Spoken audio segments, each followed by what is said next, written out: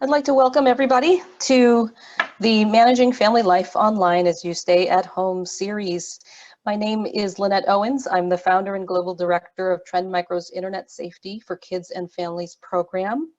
And we are happy to bring you today's edition of our weekly series on Wednesdays. As you know, we kicked off this virtual option since we could no longer visit the communities that we've been visiting around the world for over a decade now, in now up to 20 countries.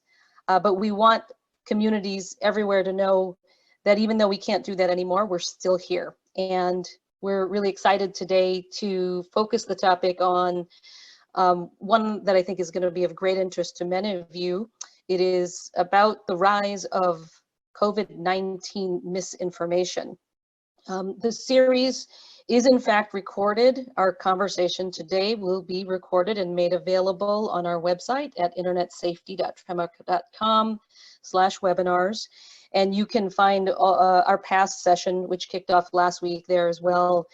So I'm joined today by two guests, very special guests from an organization called NewsGuard Technologies. We have Sarah Brandt, Vice President of News Literacy Programs, and excuse me, John Gregory, who is Deputy Editor of Health. Welcome, Sarah and John, and thanks so much for joining us today. Thank you. It's great to be here. Thank you for having us. So tell us a little bit about NewsGuard. What is it that you guys do? Yeah, so NewsGuard is a startup. We're about 2 years old at this point. Founded by former journalists that is trying to do something about the rampant spread of misinformation online. And what we do is we rate and review the credibility of thousands of news websites. So you can think of NewsGuard like a fact checker, but rather than evaluating individual articles or claims, we look at sources on the whole, and we look at a news organization's history of publishing credible information or unreliable information. And we issue red and green reliability ratings based on our evaluations. So we've rated more than 4,000 different websites at this point in the US and in Europe. And that's everything from a local newspaper to the website of a major hospital like Mayo Clinic. And through this process of rating more than 4,000 websites, we've pretty much seen it all. We've seen everything from really outstanding journalistic practices to just really out there conspiracy theories. And we've gotten to know this problem of misinformation online pretty well. All the different forms it can take and all the different strategies and tactics used by bad actors. Yeah, we at Trend Micro know a little bit about harmful information online, and so, but I think it's really interesting that you do take it from a journalist's point of view and evaluation criteria. So, John, I know as the Deputy of Health, this is obviously what you're eating, sleeping, and breathing every single day, probably for the last 6, 8, 12 weeks now. So can you tell us a little bit about when you started seeing the type of misinformation on COVID-19 to rise? It started pretty much as soon as it really started entering the news cycle. Right around the last 2 weeks of January was when we first started seeing sites talking about the outbreak in China, and a lot of it was dealing with the origins of the virus, saying it's a bioweapon or it was created in a lab, perhaps deliberately released, along with the first inklings of ineffective and perhaps dangerous cures, like drinking a bleach-like solution would kill the virus, or the more innocent but still ineffective, like high doses of vitamin C. So it started pretty much the same time that anyone in the world, or at least in the US, was starting to see it enter the daily news cycle right around late January. Okay, and where are you often seeing this kind of information? Is it only on news sites? Is it some other places? It's both. NewsGuard rates the news sites. So that's where we would first identify it is in the articles on these news sites, but it's kind of a two-way street. Sometimes you'll see on social media specific articles being promoted to hundreds of thousands, if not millions of followers. And other times the stories themselves will be citing social media posts or be based on hoaxes that have spread on social media. So it really goes both ways. Okay. Yeah, and if I can just jump in there.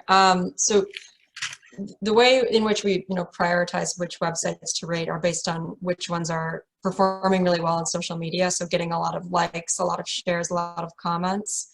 And actually we took a look at which websites that provide health information are getting engagement, and how those credible health information websites compare to websites that we've seen providing misinformation about health topics. And the reality is that even during a pandemic, health misinformation websites far outperform credible health information sites on social media. So even though during the COVID-19 crisis, articles from the CDC are getting shared more than they might usually be, that engagement of the CDC's website so pales in comparison to engagement among unreliable health information sites. Okay, why is that? Why are people? Is it because there's just more of it out there, or is it because of where it's being found, or is there something about the content itself? Yeah, I mean, I think it's really probably about the sensational nature of the content. Maybe a more sober scientific article or paper isn't going to get as much attention on social media. It doesn't elicit an emotional reaction that makes us want to share it in the way that a really sensationalized article claiming that Bill Gates started the coronavirus, something outrageous like that, would get a lot more attention and more of a reaction. I would say that the narrative is appealing. The certainty of the narrative and just the fact that they're letting you in on a secret when they're promoting a conspiracy theory, that is really appealing to people. Well, it's interesting that you bring that up, because I think we in our industry often say that's a type of social engineering to lead people rely on the trust that it's inherent in social networks already, or simply giving people false hope, that maybe there's a cure, or maybe there's a way to look healthier, or whatever it is that you're searching for. It preys upon that as well. So we know Trend Micro does evaluate, and has been for a long time evaluating content on the internet that is harmful, that is designed to do some kind of cybercrime, whether it's to steal personal information or extort or deceive you into downloading something you shouldn't be downloading or didn't realize you were downloading. So we understand that motivation, oftentimes money, but what is the motivation for these other kinds of misinformation, which is not necessarily, could be motivated by money, but there's some other motivations as well. What are their motivations? I would put it in a few different categories, and I would say a lot of them relate to money still. One is just the sites where all you'll find on the site is programmatic advertising, the kind of Google ads you'll see all over the internet. So they're really after clicks. They need a lot of traffic and flashy headlines, or flashy, perhaps deceptive headlines, and those conspiracy theories may do that. Then they might be trying to sell you something. Sometimes that's as direct as the site you're going on will promote products that the site owner sells in a store or through a separate website. And that could be if they're hyping something as a cure or a treatment for COVID-19, vitamin C supplements, coconut oil, things like that. And then sometimes it's a little less direct, where they might be playing on people's fears. One of the sites we rated was of the televangelist Jim Bakker, and he was promoting on his talk show during February this colloidal silver solution as a cure for the virus. This is a long-running health scam of a basically a useless product that, if you ingested it, has the lovely side effect of turning your skin permanently blue. And along with that, he was selling things like large survivalist kind of supplies of food and things for your shelter and things like that. And the content of his show was meant to frighten you into buying these things. So it can be less direct than just buy this supplement and here's a link to my store. And then other times the misinformation is really the product itself. You'll find sites that have an exclusive subscriber content. You need to pay $10 a month for this inside information, for recipes, for supplement tips. And that's really selling the misinformation itself as a product. I can't dismiss the idea that these sites genuinely believe these things, but a lot of the motivations and a lot of the ways it all goes back to money still, despite falling into a few different nuanced buckets. Okay, and I think for the interest of our audience, we have talked about this, and we also have been tracking. Trend Micro has been tracking malicious URLs related to COVID-19, and also other kinds of digital content related to COVID-19 that is intended to cause some kind of harm, cybercrime. But what was interesting was in comparing our tracked list with your tracker, which I do want to talk about in a little bit, there was not any overlap between the two lists. So I think, can you talk a little bit about that list and how things make it onto it? And is it dynamic? Did things get removed? How is that list actually managed? Sure. So our coronavirus misinformation tracking center is something we set up in February as we saw this becoming very pervasive. And it is dynamic. It started with, I want to say, 30 sites and has grown to just shy of 200. And it is also dynamic in the case of, we've corrected mistakes that we've made by including sites in the list. We've added more, usually a few a day. And also when sites have corrected, if they do correct or remove the material that got them on that list, we would take them off the tracker. As far as overlap between what Trend Micro does and what NewsGuard does, there are sites that we come across that aren't, we wouldn't define as news sites. They might just be e-commerce sites. And if they don't have something we would consider news and information content, that doesn't really fall under NewsGuard's purview.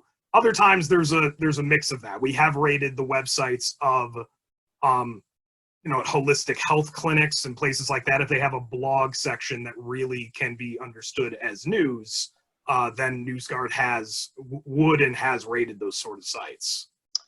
Okay. An interesting thing I'll point out about our list, our coronavirus misinformation tracking center, is that there were a lot of what we call repeat offenders on that list. So we looked at all the websites that we had found to publish misinformation about the coronavirus, bad enough to make it on our list. And we found that around 80% of websites on that list were websites that we had previously known to be purveyors of misinformation, usually purveyors of misinformation about other health topics. So these are news brands or so-called news brands that have been around for a while, and they kind of have this playbook for pumping out health misinformation. Okay, that's actually good to know, which means they were already on your sites, so you're able to catch them more quickly. I know that recently you identified, this made it all over the news a couple of weeks ago, but you identified on Facebook 15 sites, I think it was 15 pages, that you categorized as super spreaders of COVID-19 misinformation. And can you talk about how that conversation went between you and Facebook and what has happened since? Yes, so these super spreaders, what we did is we looked at Facebook pages that have 100,000 followers or more that are publishing or posting articles that we know contain false misinformation about the coronavirus. And we alerted Facebook to the list, and we didn't really hear much of a response, but after publishing the list, we noticed later that they had taken down a number of the posts that we had flagged as false. Not all of them, and I don't think in any case they had taken down any of those pages themselves, just specific posts that they deemed to be in violation of their content policies. Okay, were they the originators that they were taking down? Were they the people sharing them? Sometimes they were, and sometimes they won't. Sometimes these were sites that were directly related, like you could find the Facebook link on that specific website. And other times it was an indirect connection. Someone from the website ran a separate Facebook page, and other times no connection at all. This is just a Facebook page that it aggregates information about like either health misinformation, politically motivated misinformation, and coronavirus material made it into that. Okay. I think we had talked about this in preparation for today's event, but I would be interested to have this conversation with our panelists as well. And after, we all like to imagine the moment that COVID-19 is finally over. There's a vaccine available. I think that's the moment at which we feel it's over. But do you think that even after a vaccine, that we will still continue to see misinformation about COVID-19? Or will the purveyors of misinformation move on to the next thing? Oh, absolutely. There'll still be misinformation about this. We're going on, nearly 19 years after 9/11, and we still run into stories all the time, spouting conspiracy theories that have been debunked on numerous occasions about those attacks. And we're already getting a preview of what the later attacks will be, because we're seeing misinformation surrounding the vaccine. One of the most insidious conspiracy theories that we've seen floating around is that Bill Gates is planning to use the vaccine to implant microchips in people to track them, which is false. And those echo the typical anti-vaccine arguments about this is a big pharma conspiracy and things like that. What I would expect is that will evolve a bit as we get closer to a real vaccine, in terms of perhaps hoaxes about people being harmed by the vaccine, exploiting real instances where someone does have an allergic reaction, cherry picking those sort of adverse events that do happen but are a extremely small minority of people who get vaccinated. I think that'll happen pretty quickly. And then perhaps if there's a therapeutic that comes out of treatment, depending on what it is and how widely available it is, there could certainly be conspiracy theories being spread about, well, they tamped down one that was lower cost in order to prop up something big from big pharma. That's a typical narrative that these sites will push. So yes, it'll absolutely continue. The fact that the virus disappears won't make that go away. It hasn't for other events. Oh, great. I think, I think one of the things and the reasons that we cross paths between our organizations is our belief that, as much as technology can help protect you from some of the harms online, technology cannot protect you from all of it. There's harmful content that would elude such systems. I think we struggle with things like bullying and harassment still, deceptive advertising, conspiracy theories, as you discussed, false information, as you discussed. So the importance of media literacy education, which is specifically the ability to access, analyze, evaluate, create, and act upon all kinds of communication, is one of the most important life skills we can be teaching our kids today. We can be practicing among ourselves. And so I think on that note, I'd like to ask you how you might explain or walk us through an example of how we can do this ourselves. How can we identify information like this and not become, guilty of spreading it? Yeah, absolutely. Media literacy is so critical, just to echo what you're saying. We kind of think a way to prevent yourself from falling for or spreading misinformation about the coronavirus is this term called prebunking. So rather than just relying on debunking a myth after it's spread and gone viral,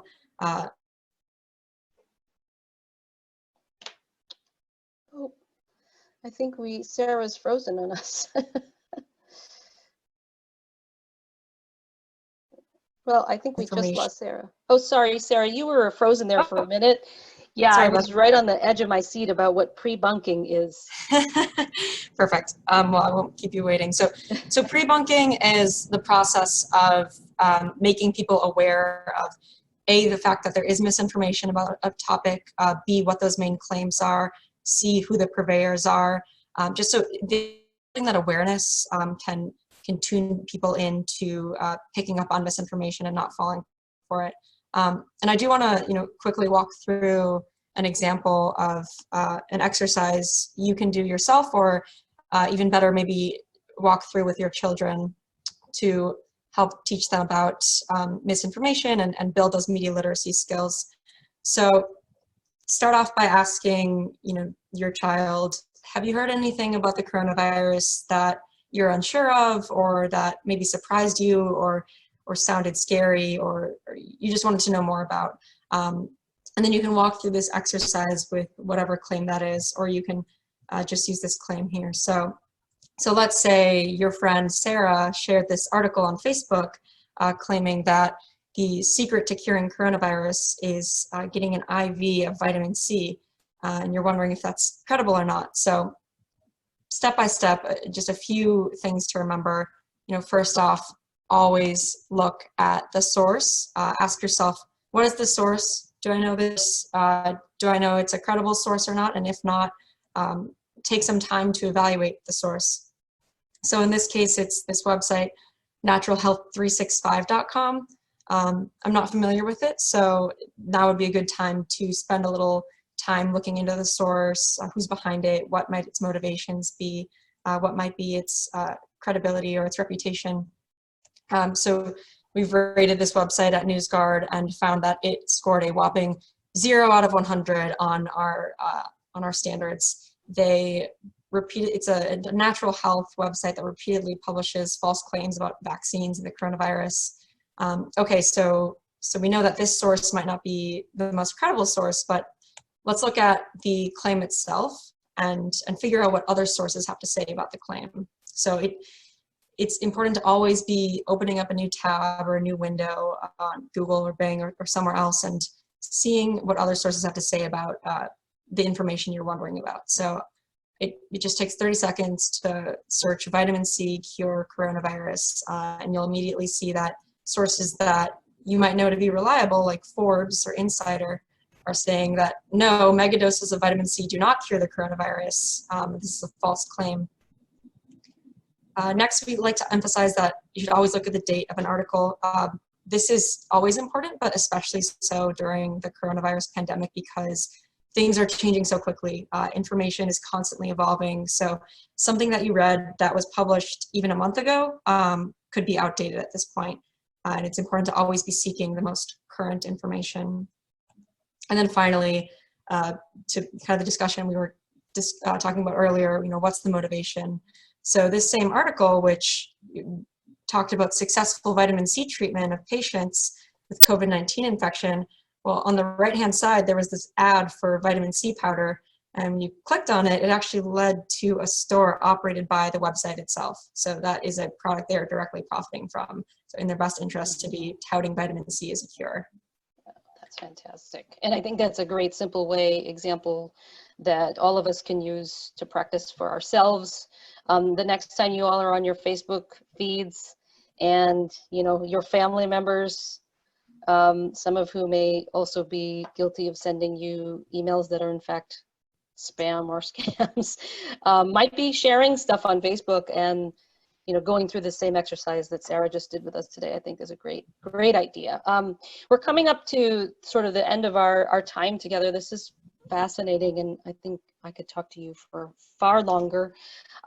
So I'd like to actually open it up for questions from anyone in the audience. Please use your Q&A icon at the bottom of your screens. I know we have a couple of here, some that came through the chat too. So here's one for you.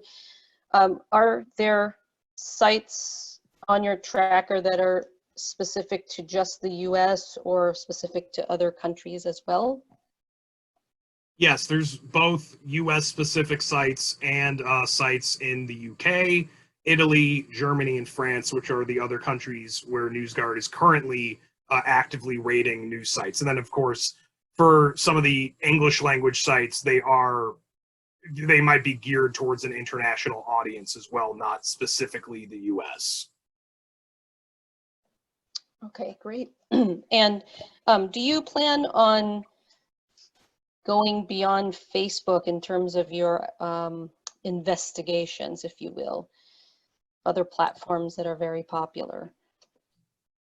We are currently working on a similar super spreaders report for Twitter, along with looking at Facebook in other countries in our France, Germany, and Italy pages to see what is being spread on foreign language Facebook pages on those languages. But Twitter would be the next one we're looking at. Great. Yeah, I think that seems like an obvious, Yeah. easy one to move over to. And, you know, I think we didn't give you a chance to talk about some of the resources that you provide to the public, one of which is the browser plugin that allows you to see your ratings, whether it's red or green or what grade in between. I like your analogy of it's a food label, it's a nutrition label about that news site. Can you talk a little bit about the browser plugin? And we have a question here. Will it also be in existence for iOS? Is that on your roadmap? Because my parents have iPhones, but not a desktop or laptop computers. Yeah, so we're developing a mobile app that'll be available for iOS as well as Android, and that should be out within the next few weeks, hopefully. It'll work a little differently than the browser extension.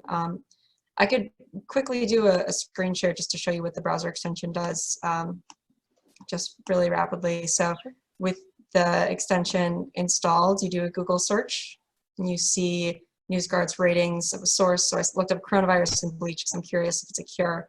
And then I can see that this is a source that has been rated as reliable by NewsGuard. And then I can read more about it. I can read its full nutrition label.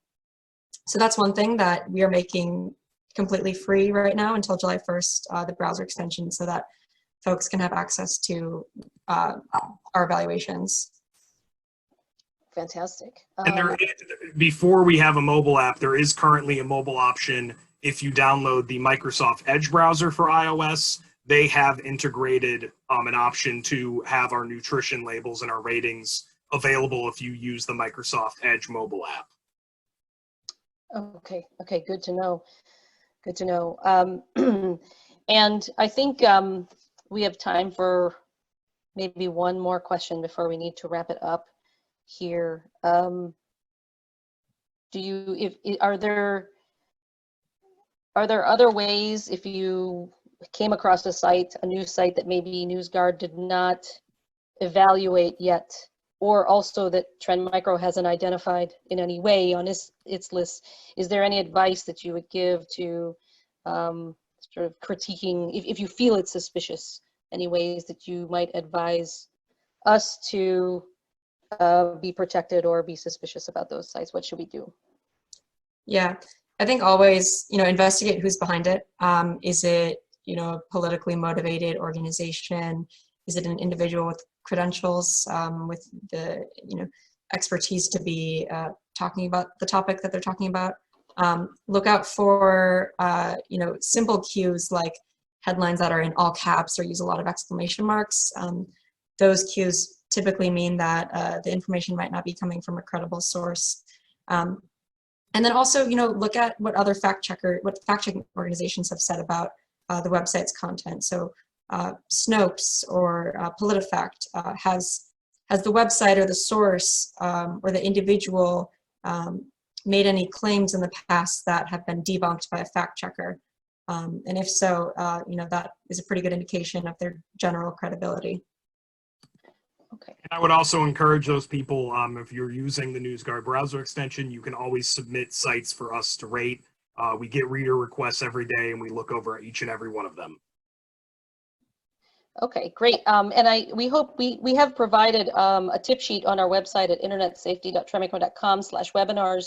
It's actually something we have co-produced with NewsGuard on tips for spotting and stopping, say that 3 times fast, spotting and stopping misinformation on COVID-19. So we encourage everybody to go visit that site and share that tip sheet with all of the people you know in your home and anywhere else. I want to thank Sarah and John so much for joining us today. This was really fun, and I think we could keep on talking. I was just missing my coffee while we were doing it.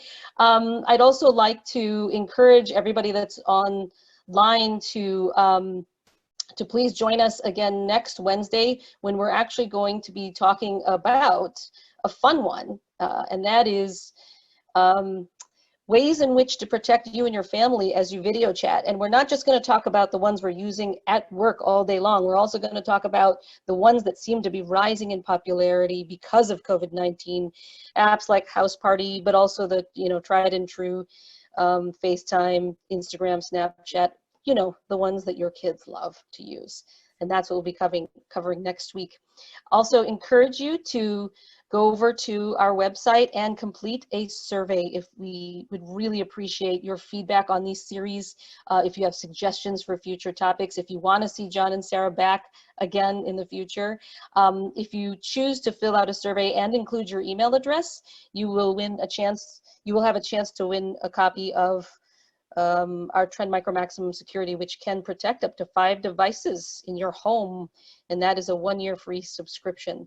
So thank you everybody for joining us today. This session will be recorded and made available on our website. Again, thank you so much, Sarah and John. Please keep doing the great work that you're doing. Interestingly enough, we've known each other virtually for a little while, but have never actually met in person. I hope that one day that will not be the case, that we will have that chance. Agreed. But thanks, everybody. Thank you so Okay. much.